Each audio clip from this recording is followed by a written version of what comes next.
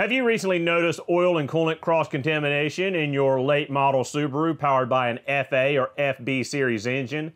Well, before you go jump into conclusions condemning the head gaskets, take a look at this list of 3 areas where oil and coolant cross-contamination, although rare, can occur with these new F-Series engines.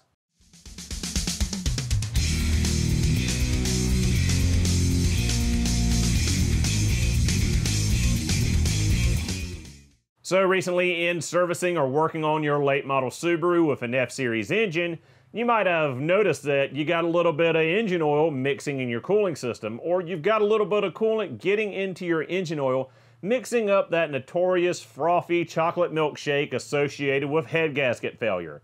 Well, before you go and condemn those head gaskets, because as we've talked about in the past, the F-Series engine really doesn't have the head gasket issues that older EJ Series engines did, we're going to look at 3 points where this oil and coolant cross-contamination can occur that is not head gasket related.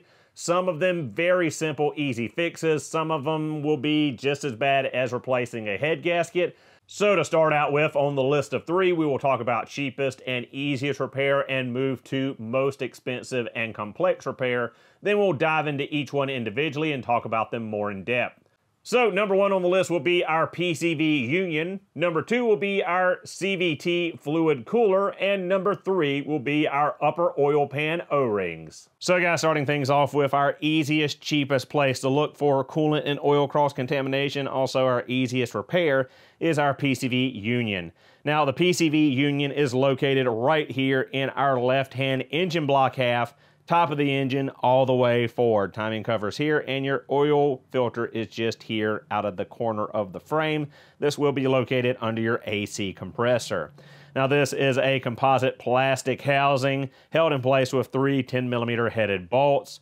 This side of the union is flowing coolant from the engine block to the coolant crossover pipe. This side flows your oil mist vapor crankcase pressurized gases through to the intake to be burned again. Now, there's an O-ring seal underneath each one of these sides of this PCV union, and with time and age, they can dry out, they can flatten out, they can start to crack, and you will have disastrous results. You'll either notice that coolant is leaking externally all around the base here on top of this engine block half, or that coolant can cross over with 2 failed O-rings and actually get inside the engine block and mix with the oil that way. Or you can get oil mist and sludge from the PCV system getting into the cooling system with cross-contamination across these 2 O-ring seals right here. Now, this part is fairly cheap to get, and it is fairly easy to replace, again, with 3 10mm headed bolts, a clamp and a hose here, clamp and a hose here. You do have to drain your cooling system, and you will have to unbolt your AC compressor and move it off to the side. You shouldn't have to discharge the AC system or take your lines loose. You should be able to just unbolt the compressor and move it enough to get in here and get at this. But last I checked, I think this is sold as an assembly. I don't think you can get the O-rings or gasket separately. I think it's all one piece from Subaru. I think they're about 30-40 bucks, so fairly cheap, fairly easy, other than having to drain your cooling system and remove your AC compressor, but easiest thing to get at and check on the list. So guys, number 2 on our list is our CVT fluid cooler. Now, this might not look familiar to you, but this is the bottom tank of a radiator out of a 2010 to 2014 Subaru Outback. Now, you've got these 2 little barbs here where your CVT fluid transmission lines are attached. You have fluid flow in, go through the cooler, and then flow back out to the transmission. Heat is exchanged from the fluid inside the cooler and the coolant in the radiator. Now, with time and age and neglect of your cooling system, the coolant can break down, the rust inhibitors can fail, and it can start to corrode this cooler, and there can be a leak where the CVT fluid leaks into the cooling system or the coolant leaks into the CVT fluid. Vice versa, cross-contamination. You got coolant in your transmission, and you got transmission fluid or oil in your cooling system. You might notice a filmy greasiness to your coolant. You might notice some darkness to it. It might start getting muddy and murky instead of blue like it should be. Or if you are working on your CVT, changing your fluid, although rare to notice that way, more likely you're going to notice the fluid from the transmission in your cooling system, because not many people are crawling under their car to check their CVT fluid. But you can get cross-contamination here. Very rare that that happens, but it is a possibility. And when that happens, you want to head it off as soon as possible. You don't want coolant getting in your transmission and wrecking your $7,000, $8,000 CVT transmission. You don't want the CVT fluid getting into your cooling system. It's not going to do a ton of damage in there. You will have to flush it out. It might compromise some seals and gaskets and some hoses.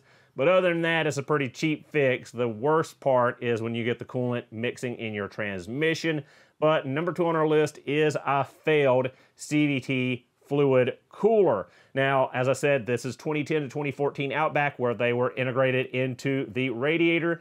Later models have the cooler unit on the sides of the transmission where coolant and oil flow in and a heat exchange happens inside of that cooler as a standalone unit. Same thing can happen there. Coolant can corrode, break down, and internal leaks can happen, and the coolant can cross-contaminate. So now that the two fairly cheap, fairly easy to repair places for cross-contamination to occur have been talked about, let's talk about the big bad one that you don't want to have to deal with, and that is the upper oil pan O-rings failing. Because to replace them, it's just as bad as replacing head gaskets or a cam carrier. You need to pull the engine out, and you got to go deep down in this thing for a stupid little O-ring. And that said, let's go ahead and flip this engine upside down, talk about the upper and lower oil pans, and show you exactly where these O-rings that can fail and cause the cross-contamination are located. All right, guys, so we've got our engine flipped upside down now. We have our lower oil pan, which is this black steel piece, and we've got our upper oil pan, which is this aluminum piece. Now, Subaru started putting these two-piece oil pans on the EJ series engine, and I believe model year 2010, and they did that for 2010, 2011, and 2012 until the F-Series came out in the Outbacks in 2013 model year, and the F-Series continued the trend of the two-piece oil pan. So you've got the smaller pan at the bottom that is a stamped piece of steel. We've got 10mm headed bolts holding it in place. Now, I've already disassembled this engine, cleaned it, everything beforehand to make it pretty and look good for you guys on camera. I'll put in some pictures of when I first disassembled it, where you can see all of the debris in this oil pan from this engine spinning rod bearing. There is bearing material and all kinds of metal, dust, and contaminants, and just lots of pixie dust, so to say, that was inside of this oil pan. So we remove our 10mm headed bolts. We can separate the lower and upper pan. Now this is where your oil pump pickup tube is. There's a little bit of shiny still in here. You've got two O-rings, flat O-rings seal on either side that meets up here and here. So as you saw, my lower pan came off very easily. Yours will not, because of course RTV will be around here to seal it up. You'll have to break that seal and then clean all of that up before you reassemble. But now that we got the lower pan out of the way, we can look at this upper pan. I say upper oil pan loosely because it's more of a bottom of the engine block girdle and more of a housing for our cooling system, as our water pump and thermostat housings are all located in this upper oil pan. So we're almost to our problem area, but not quite. But as I said, a lot of our cooling system is located in this piece. Well, we've got to seal that coolant in and keep it from mixing with the oil here in the lower pan. And that's where our problem rears its head, with 3 O-rings that seal between this upper pan and the engine block half. So let's go ahead and remove the 10mm headed fasteners that hold this upper pan on. Now you should be removing your timing cover before doing this, but again, mock engine and mock teardown, so not really that important. But there's 4 timing cover bolts right here that have to be removed as they run into this upper oil pan.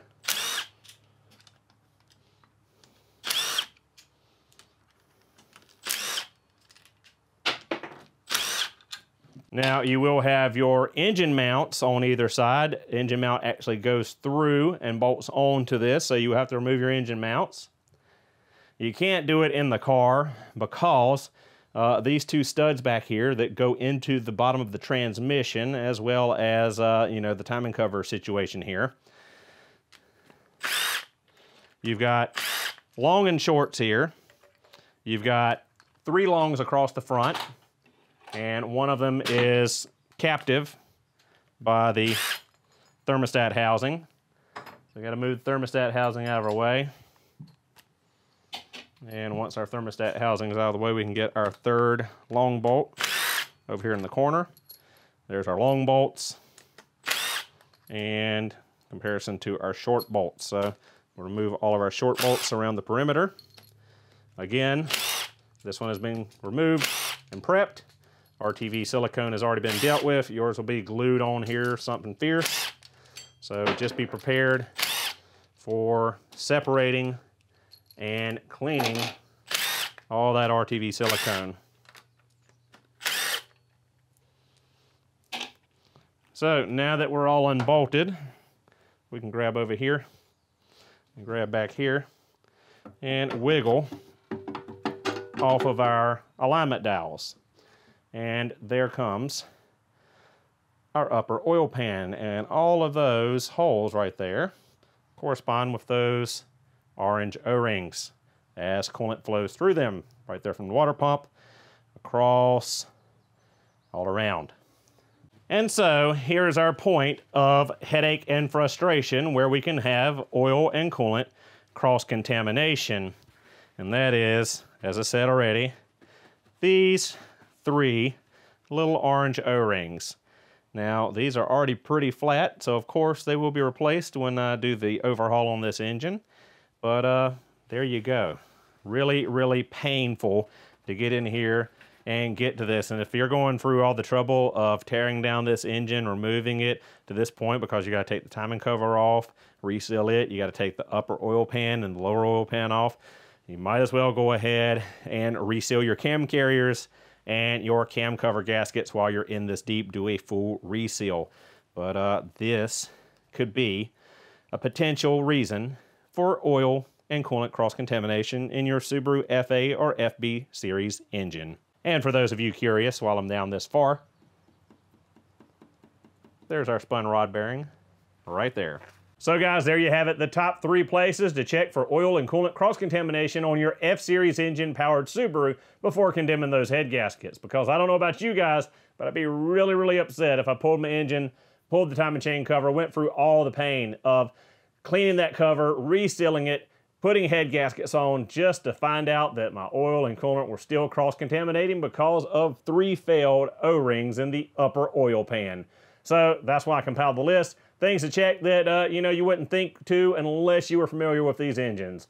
So with that said, thank you guys so much for watching. Hope you enjoyed the video. I'll see you all in the next one.